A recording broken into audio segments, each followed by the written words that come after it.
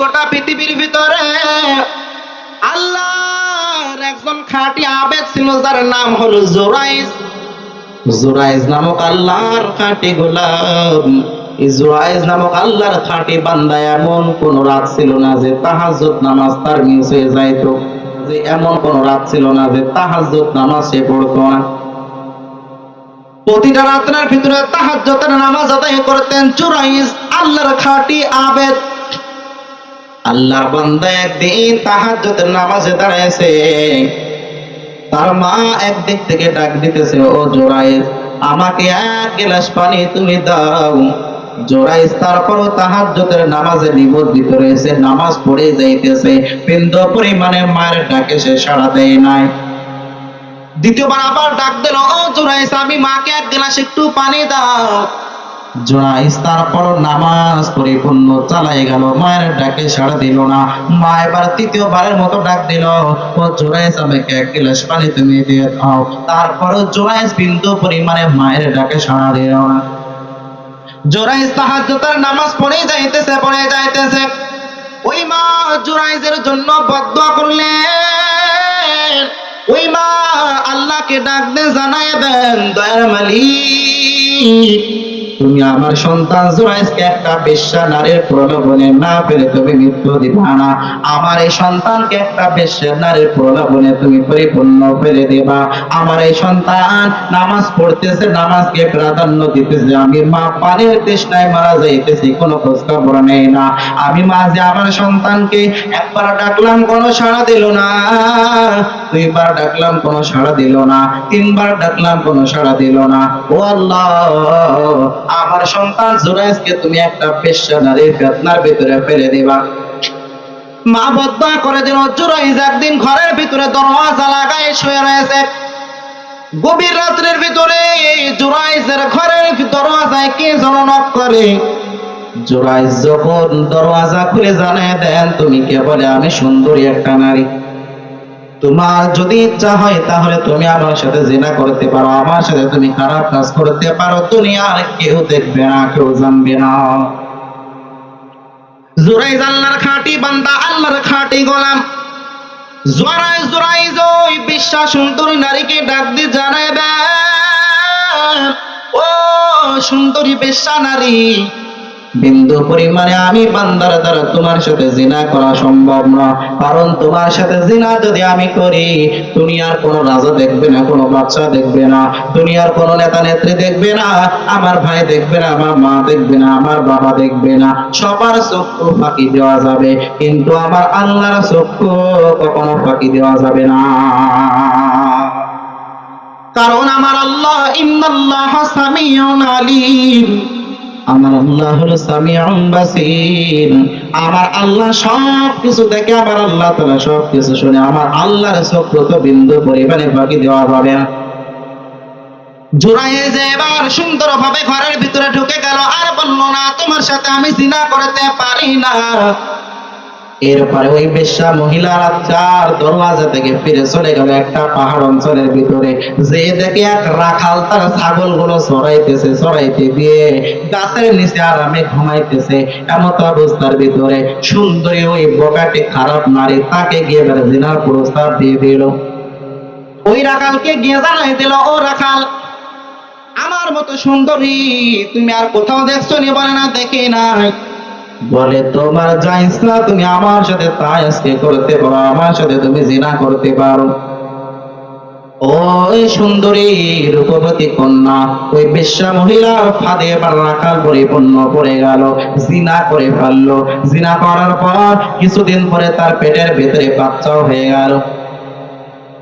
এবার আল্লাহর বান্দি ওই বাজে মহিলা, ওই বেশ্যা মহিলা সমাজের ভিতরে যখন ঘুর ঘুর করে, আমার দুনিয়ার সমস্ত মানুষ তার দিকে তাকায় বলে, ও মহিলা তুমি তো বিবাহ করো নাই, তোমার পেটে মনে হচ্ছে সন্তান হয়েছে, তুমি কার সাথে জিনা করেছো বলো?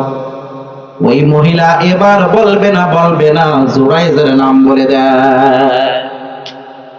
জুরাইজের নাম বলে দিল, ওই জুরাইজের সাথে আমি জিনা করেছি। যেই জুরাইজ আল্লাহর খাঁটি আবেদ,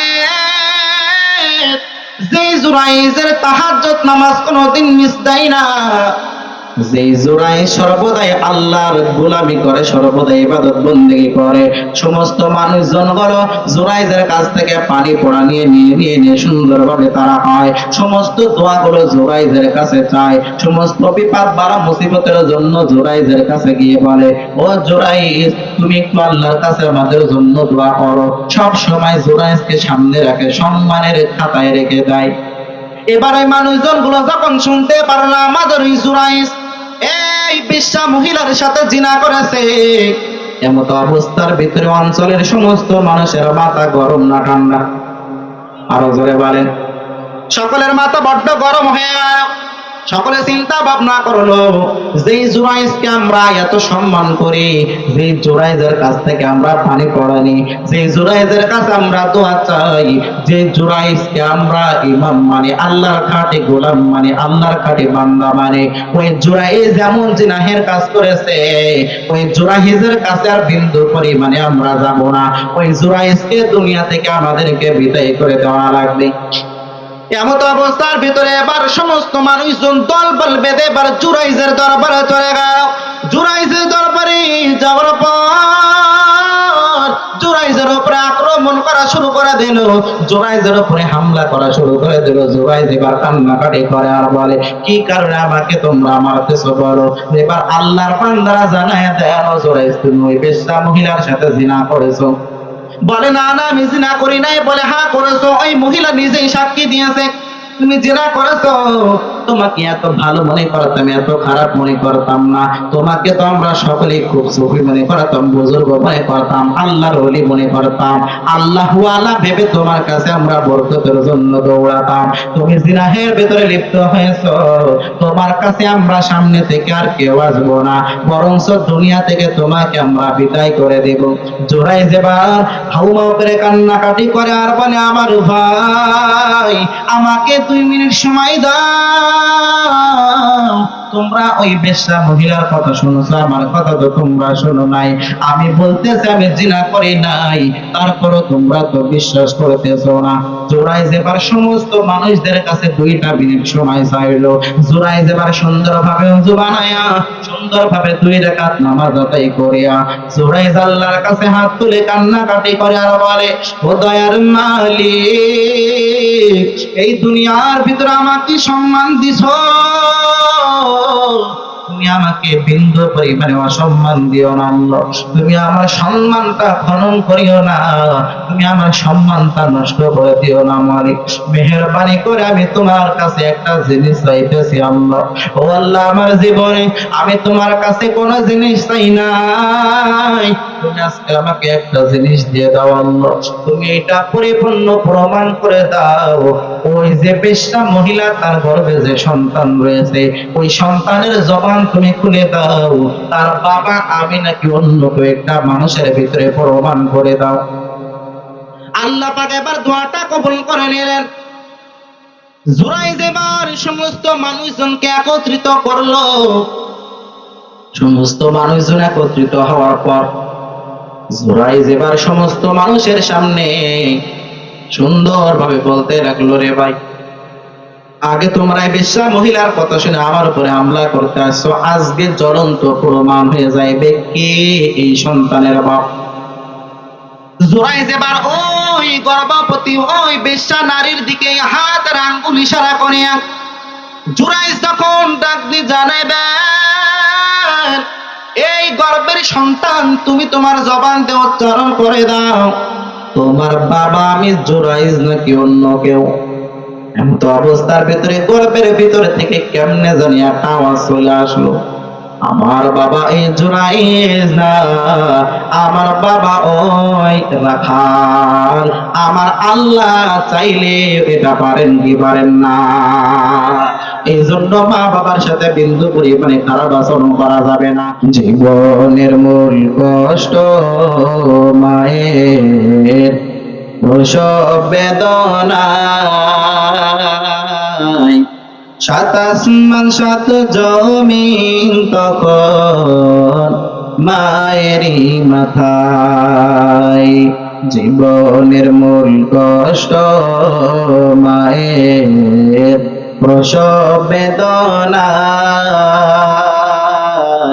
সাত আসমান সাত জমিন তখন মায়েরই মাথায়। এমন মাকে কেমনে আছি,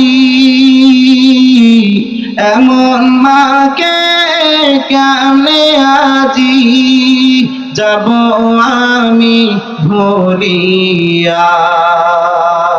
ও আমার প্রাণের মা, মা গো মা, কোথায় গেলে মোর সারিয়া, জনম দুঃখী ইয়াতিম আমি, চাই না কেহ ফিরিয়া।